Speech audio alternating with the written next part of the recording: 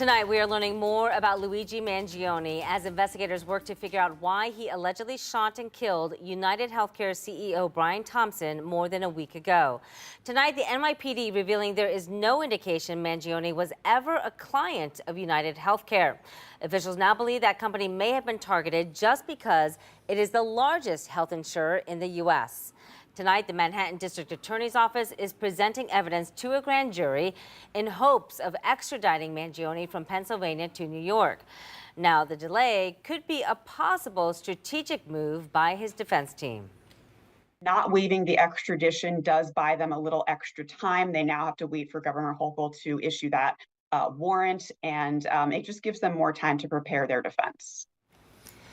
Right now, Mangione is in a Pennsylvania state prison under maximum security. Tonight, investigators are still trying to figure out how he got to Pennsylvania. New tonight, Ohio is home to more than 20 Fortune 500 companies. 10 TV has learned that those who run those companies are now calling personal security companies, including ones in Central Ohio, inquiring about adding protection after the CEO of UnitedHealthcare was murdered. 10 TV's Kevin Landers spoke to the co-owner of a local company whose job it is to keep executives out of harm's way.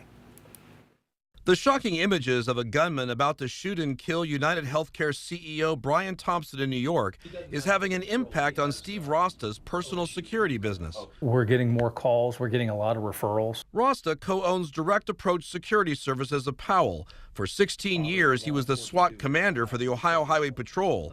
He says the violent death of a CEO while walking to a meeting should be a wake-up call to every high-profile executive. I'm surprised, but at the same time, having nothing happen makes people lax. Nothing probably happened up to that time that ever gave him any inclination that he was going to be targeted. I think in this day and age, you need to be prepared.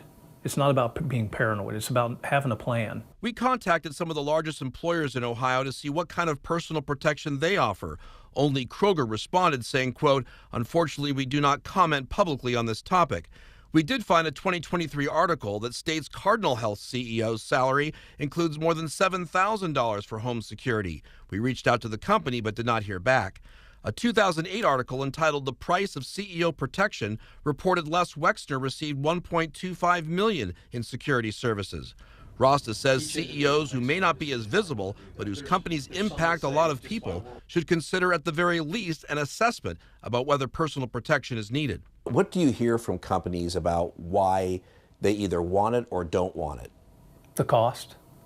I think the cost sometimes is prohibitive in their mind how much it does cost, but they have to remember that if you're in private security and you're carrying a gun and all our officers are all armed, they're armed for a reason. The details of what it takes to protect Governor Mike DeWine is unknown. The Ohio Supreme Court ruled this year that when the governor went to the Super Bowl in 2022, that information was not public record, saying that information could be used to attack him.